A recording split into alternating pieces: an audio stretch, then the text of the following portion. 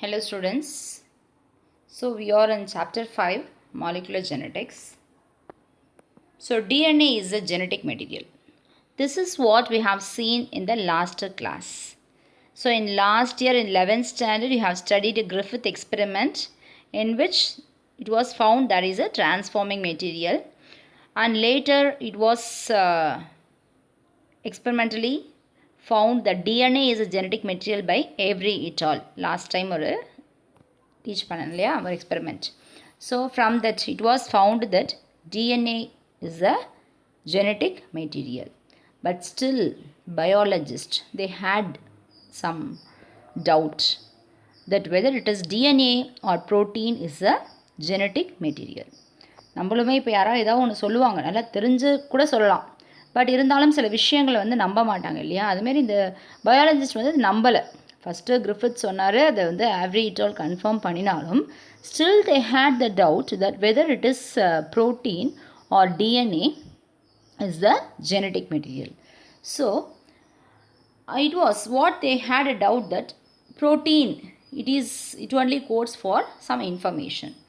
So Avery et al. They told that DNA is a genetic material in the year 1944. Still after 6 years biologists they had the doubt whether it is protein or DNA. So in 1952 Hershey and Chase they did the experiment, and finally they proved a convincing evidence that DNA is a genetic material. Okay, they did again, Hershey and Chase in 1952 they did another experiment. Then only they were convinced, they got convinced that yes, DNA is the genetic material. So what is that experiment conducted by Hershey and Chase? So they conducted experiments on bacteriophages that infect bacteria. So what are the bacteriophages? They are a virus, so they can infect a bacteria, and they are called bacteriophages. You all know very well about virus today that they can multiply only inside the host. இல்லையா, வெளியில் multiply ஆகாது, ஒரு ஹோஸ்ட்டுக்குள்ளே போனால் தான் அது multiply ஆகும். Multiply ஆகி number of copies வந்து நிறைய ஆகிட்டு it will get released out of the host அப்படிங்கிறது இன்றைக்கும் உங்களுக்கு வைரஸை பற்றி நல்லா தெரியும், அதை சொல்ல வேண்டாம். அதனால் அதே மாதிரி என்ன பண்ணாங்கன்னா they took phage T2. So that is what given in the next line. It is a virus that infects a bacterium E. coli. E. coliங்கிறது நமக்கு கொஞ்சம் கன்வீனியன்ட்டான பாக்டீரியா நம்ம ஸ்டடிக்கு, எக்ஸ்கிரீஷியா coli that is taken. So what is happening when the phages they come in contact with the bacteria, they get adsorbed. You know what is adsorption and what is absorption? Absorption is different from adsorption. Adsorption and a surface la poi bind ஆகுது இல்லையா. அந்த virus என்ன பண்ணா, they will go and bind to the surface of the bacteria, and some material from the virus alone will enter into the bacterium. So after some process that is going inside the bacteria's host, what happens, the bacterium will lyse, and this will release large number of progeny phage. அப்போ அந்த virus என்ன பண்ணுது, அது போய் சர்ஃபேஸில் உட்காந்து அதோட genetic மெட்டீரியலை உள்ளே அனுப்பி மல்டிப்ளை பண்ணுது வைரஸை. அப்புறம் செல்லை லைஸ் பண்ணிக்கிட்டு number of copies of phages are coming out. So this property of bacteriophage was used by Hershey and Chase, okay, to prove that DNA is a genetic material. Okay. So what they wanted is, they wanted to observe whether DNA or protein that entered the bacteria, எது உள்ள போகுது, bacteria something is going inside and it is getting multiplied, what is it, whether it is DNA or a protein. All nucleic acids they contain phosphorus. இது உங்களுக்கு தெரியுமான்றது எனக்கு தெரியல. இப்போ nucleic acid structure நம்ம பின்னாடி படிப்போம், அதில் உங்களுக்கு தெரிய வரும். அப்போ நியூக்ளிக் ஆசிட் எல்லாத்துலேயுமே என்ன இருக்குன்னா ஃபாஸ்பரஸ் இருக்கும். அதே மாதிரி all the protein contains sulphur. ப்ரோட்டீனில் என்ன இருக்கும், சல்ஃபர்.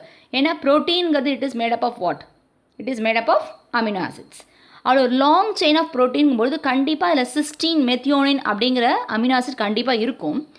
அந்த 2 அமினோ ஆசிட்லேயும் சல்ஃபர் குரூப் உண்டு, SH, அதான் அவருடைய ஃபங்க்ஷனல் குரூப்பில் சல்ஃபர் இருக்கும்.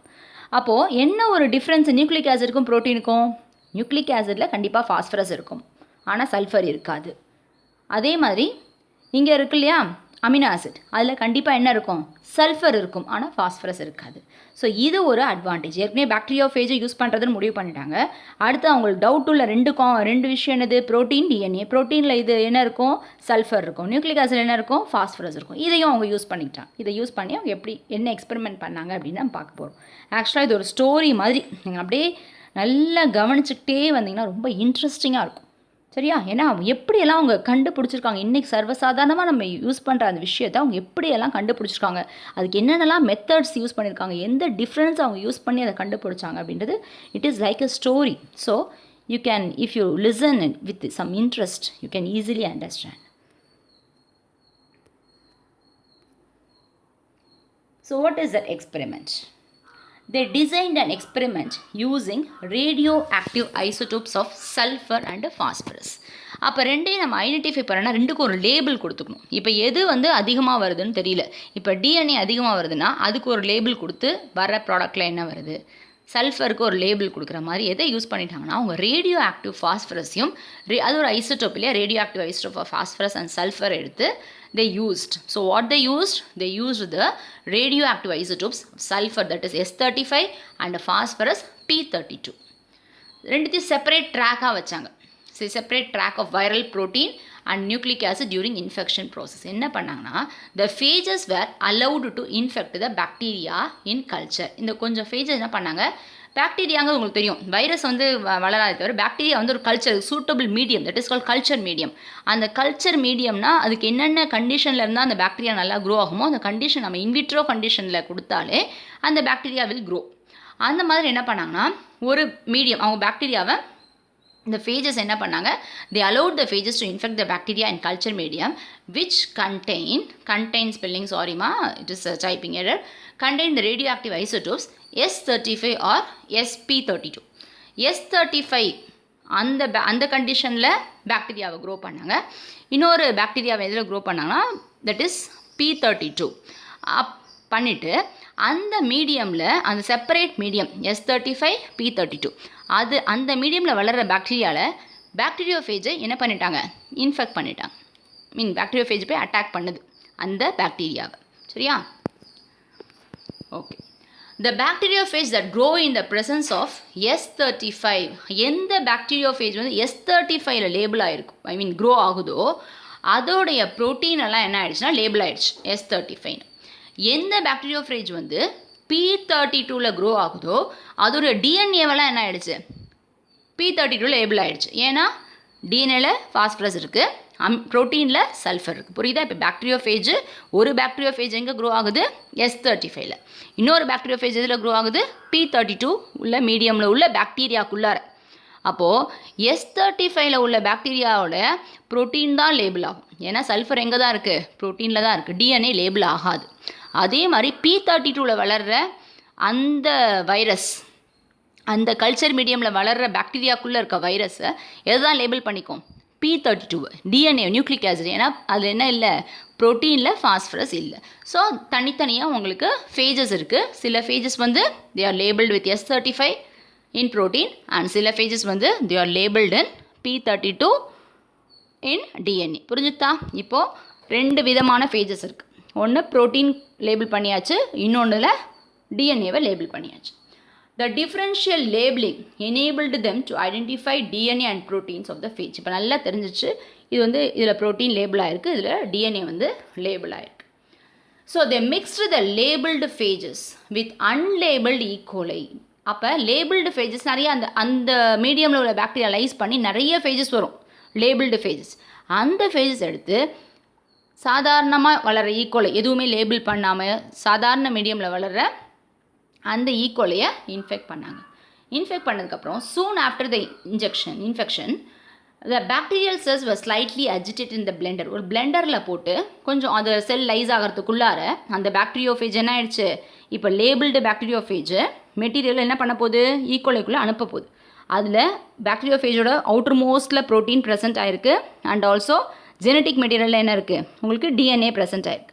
இப்போ அது இன்ஃபெக்ட் பண்ணிகிட்டு இருக்குது, உள்ளே நிறைய ப்ராஜனிஸ் டெவலப் ஆகிடுச்சு. செல் லைஸ் ஆகிறதுக்குள்ளே ஒரு பிளெண்டரில் போட்டோன்னா என்ன ஆகுதுனாக்கா, what happens, they loosen the adhering phage particles. Phage particles தனியாக வந்துடும் அண்ட் அவுட்டர் மீடியம் வந்து தனியாக போயிடும். ஸோ they observed அப்படி வர்ற phage particlesல they observed only P32. அப்போ மல்டிப்ளை யார் வர்ற phage இருக்கு இல்லையா, அதில் ஒன்லி என்ன தான் இருந்துச்சு, P32 தான் இருந்துச்சு. ஏன்னா அது உள்ளே அனுப்புகிற மெட்டீரியல் என்ன, டிஎன்ஏ இல்லையா, அந்த டிஎன்ஏ தான் போயிட்டு மல்டிப்ளை ஆகுது. அதனால் டிஎன்ஏ எப்படி போயிருக்கு, லேபிள்டாகவே போயிருக்கு. அப்போது அதுலேருந்து வர்ற ப்ராஜனியும் எப்படி தான் இருக்கும், லேபிள்டாக தான் இருக்கும். சப்போஸ் ப்ரோட்டீன் உள்ளே போயிருந்ததுன்னா, ப்ரோட்டீன் ஜெனட்டிக் மெட்டீரியலாக இருந்துச்சுன்னா அதில் என்ன லேபிள் ஆகி வந்திருக்கணும், ப்ரோட்டீன்ஸு S35 வந்திருக்கும். ஆனால் இங்கே என்ன உள்ளே போகலை, என்ன ஜெனட்டிக் மெட்டீரியல் உள்ளே போயிருக்கு, டிஎன்ஏ மட்டும்தான் இன்ஃபெக்ட் பண்ணியிருக்கு பாக்டீரியாவை. அப்போ வரப்போகிற அந்த ப்ராஜனியில் என்ன தான் இருக்குது, P32 தான் லேபிள் ஆகி இருக்குது. அண்ட் சரௌண்டிங் மீடியமில் தான் என்ன இருக்கும், S35. ஸோ ஃபேஜ் ப்ராஜனி, அந்த ஃபேஜ் இன்ஃபெக்ட் ஆகி மல்டிப்ளை வர்ற அந்த ப்ராஜனி வந்து they carried only P32 and not S. ஏன்னா டிஎன்ஏ தான் உள்ளே போயிருக்கு, அதனால தான் மல்டிப்ளை ஆகிருக்கு. டிஎன்ஏ வந்து லேபிள் ஆகிருக்கு ஃபாஸ்பரஸ் 32ல். அதனால் ப்ராஜனிலையும் என்ன தான் வந்திருக்கு, P32 வந்திருக்கு அண்ட் நாட் S35. புரிஞ்சிச்சா? ஓகே.